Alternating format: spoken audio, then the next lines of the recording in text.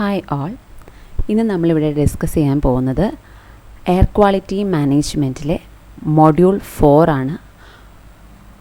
Module 4ൽ നമ്മൾ module 4ൻ്റെ first ചാപ്റ്ററാണ് നമ്മളിവിടെ ഡിസ്കസ് ചെയ്യുന്നത്. അതിനകത്ത് വരുന്നത് introduction, dispersion of air pollutants, mathematical modelling, dispersion models and air quality models. ഇപ്പോൾ നമ്മുടെ ഫോർത്ത് മൊഡ്യൂളിലൊരു ഇൻട്രൊഡക്ഷനാണ് നമ്മളിവിടെ നോക്കുന്നത്. What is dispersion of air pollutants? Dispersion of air pollutants എന്താണ്, എന്തൊക്കെയാണ് അതിൻ്റെ എഫക്റ്റ് ചെയ്യുന്ന ഫാക്ടേഴ്സ് എന്നുള്ളതെല്ലാം നമ്മൾ തേർഡ് മൊഡ്യൂളിൽ ഡീറ്റെയിൽ ആയിട്ട് പഠിച്ചിട്ടുണ്ടായിരുന്നു. അപ്പോൾ അതിൻ്റെ കുറച്ച് ഭാഗങ്ങൾ നമുക്കിവിടെ ഫോർത്ത് മൊഡ്യൂളിൻ്റെ സ്റ്റാർട്ടിങ്ങിലും വേണം. അപ്പോൾ അതാണ് നമ്മളിവിടെ നോക്കുന്നത്. Dispersion is the process by which contaminants move through the air and a plume spreads over a large area, thus reducing the concentration of the pollutants it contains. എന്താണ് ഡിസ്പേർഷൻ എന്ന് പറഞ്ഞാൽ?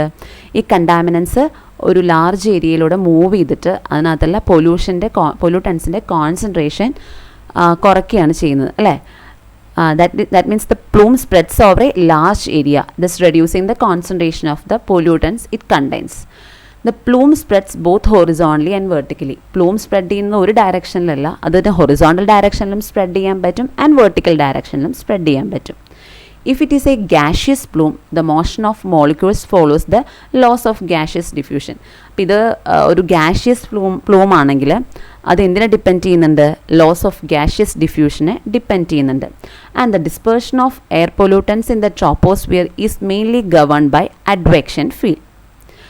Other processes like turbulent diffusion, chemical reaction and deposition of air pollutants play important role in the evolution of dispersion pattern. അതുപോലെ dispersion പാറ്റേണിൻ്റെ എവല്യൂഷനെ depend ചെയ്യുന്ന മറ്റുള്ള പാരാമീറ്റേഴ്സാണ് that processes like turbulent diffusion, chemical reaction and deposition of air pollutants. Simulating the dispersion of air pollutants, various modeling approaches have been developed. അപ്പോൾ ഈ air പൊല്യൂട്ടൻസിൻ്റെ ഡിസ്പേർഷനെ സിമുലേറ്റ് ചെയ്യാൻ ഡിഫറെൻറ്റ് മോഡലിംഗ് അപ്രോച്ചസ് ഉണ്ട്. That means different modelling approaches develop ചെയ്തിട്ടുണ്ട്. It is important to note that model simulations must have a high degree of accuracy and must be achieved faster than real time to be of use them in an effective decision support. ഈ modelling approach, that means ഇത് simulate ചെയ്തിട്ടുണ്ടാവുന്ന ആ modelling അപ്രോച്ചസിന് എന്തുണ്ടെന്നാണ് പറയുന്നത്? അതിന് accuracy കൂടുതലാണ്. അപ്പോൾ എന്താണ് dispersion നമ്മൾ നോക്കി. And atmospheric dispersion mainly focuses on atmospheric stability, air temperature, lapse rates, atmospheric air inversions, atmospheric mixing height, dispersion from point emission sources and dispersion coefficients. ഈ ഡിസ്പേർഷൻ എന്തിനൊക്കെയാണ് മെയിനായിട്ട് ഫോക്കസ് ചെയ്യുന്നത് എന്നുള്ളതാണ് നമ്മൾ പറഞ്ഞത്.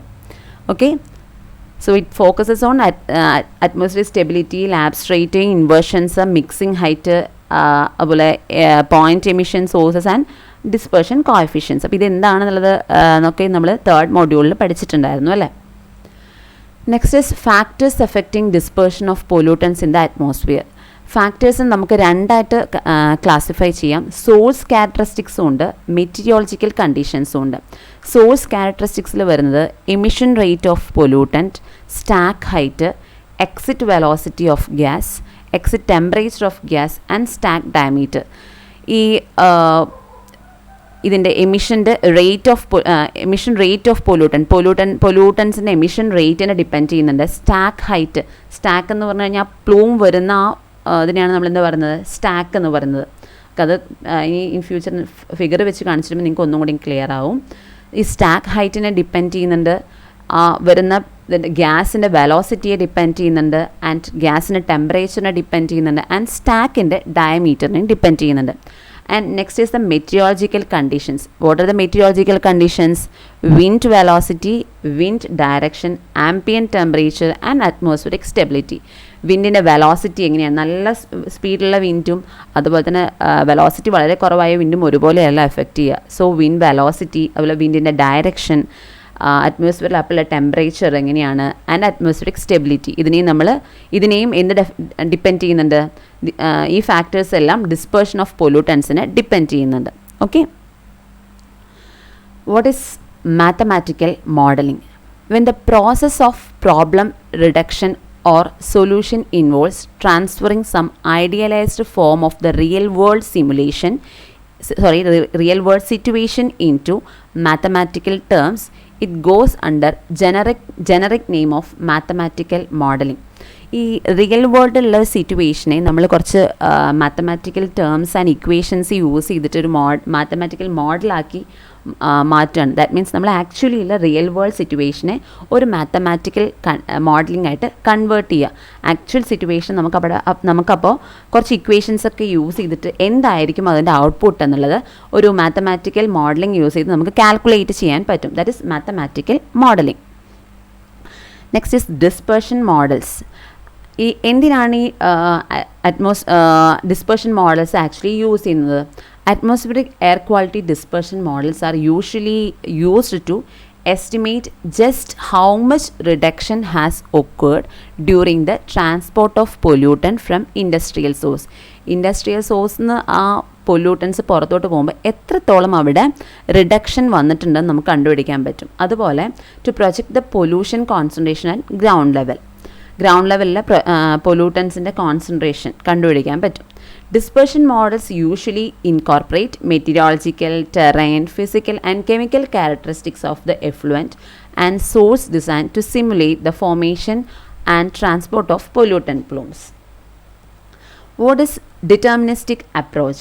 The deterministic mathematical models calculate the pollutant concentrations from emission inventory and meteorological variables according to the solution of various equations that represent the relevant physical process.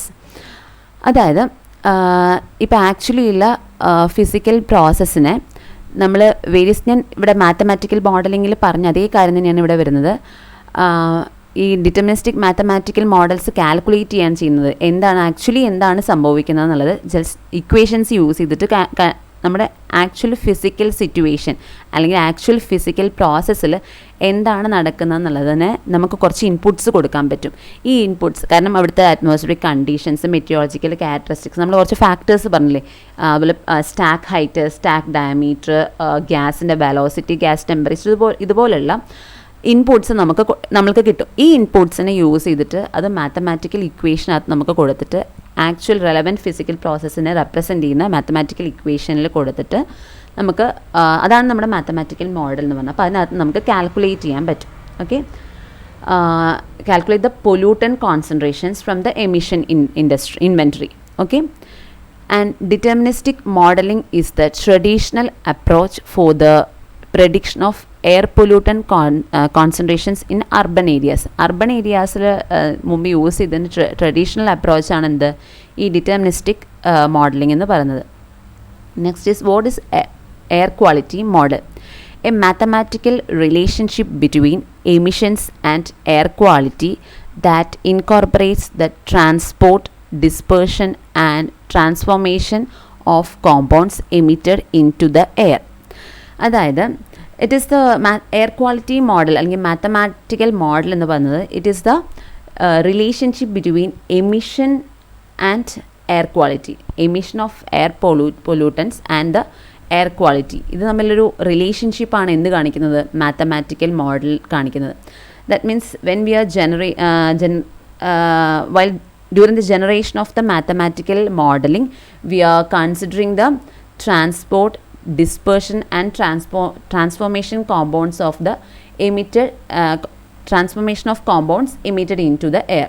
അപ്പോൾ നമ്മൾ mathematical model generate ചെയ്യുന്ന സമയത്ത് ആ പ്രോസസ്സിൻ്റെ സമയത്ത് നമ്മൾ എന്തൊക്കെ കൺസിഡർ ചെയ്യുന്നുണ്ടെന്നാണ് പറയുന്നത്? The transportation, dispersion and transformation of the compounds. എയറിലോട്ട് എമിറ്റഡ് ആയിട്ടുള്ള കോമ്പൗണ്ട്സിൻ്റെ ട്രാൻസ്പോർട്ട്, അതിൻ്റെ ഡിസ്പേർഷൻ, അതിൻ്റെ ട്രാൻസ്ഫോർമേഷൻ, ഇതിനെല്ലാം നമ്മൾ കൺസിഡർ ചെയ്തിട്ടാണ് നമ്മൾ ഈ മാത്തമാറ്റിക്കൽ മോഡൽ നമ്മൾ ജനറേറ്റ് ചെയ്യുന്നത്. അപ്പോൾ ഈ മാത്തമാറ്റിക്കൽ മോഡൽ എന്ന് പറഞ്ഞാൽ ആക്ച്വലി ഈ എമിഷനെയും എയർ ക്വാളിറ്റീനെയും തമ്മിലുള്ളൊരു റിലേഷൻഷിപ്പാണ് ഈ മാത്തമാറ്റിക്കൽ മോഡൽ എന്ന് പറയുന്നത്. Okay, and what is air quality models? Generally എന്താണ് എയർ ക്വാളിറ്റി മോഡൽസ്, എന്തിനാണിത് യൂസ് ചെയ്യുന്നത് എന്നുള്ളതാണ് നമ്മൾ പറയുന്നത്. ഓക്കെ, എന്താണ് മെയിനായിട്ട് എയർ ക്വാളിറ്റി മോഡലിൽ നമ്മൾ എയർ ക്വാളിറ്റി മോഡൽസ് ജനറേറ്റ് ചെയ്യുക, മാത്തമാറ്റിക്കൽ മോഡൽ ഉണ്ടാക്കുന്നു, that is air quality models നമ്മൾ ഉണ്ടാക്കുന്നു. എന്തിനാണ് നമ്മളിത് യൂസ് ചെയ്യുന്നത്? What is the use of air quality models? അതാണ് നമ്മൾ നോക്കുന്നത്. This modelling helps to estimate the relationship between sources of pollution and their effect on ambient air quality. ഈ source അത് മെയിൻ ആയിട്ടുള്ള റിലേഷൻഷിപ്പ് എന്ത് തമ്മിലാണ് ഉണ്ടാക്കുന്നത്? Modelling helps estimate the relationship between sources of പൊല്യൂഷൻ്റെ സോഴ്സസും ആൻഡ് ആംബിയൻ്റ് എയർ ക്വാളിറ്റിയും തമ്മിലുള്ള റിലേഷൻഷിപ്പാണ്. Air quality managers use models to identify the source contributions to air quality problems and assist in the design of effective strategies to reduce harmful air pollutants.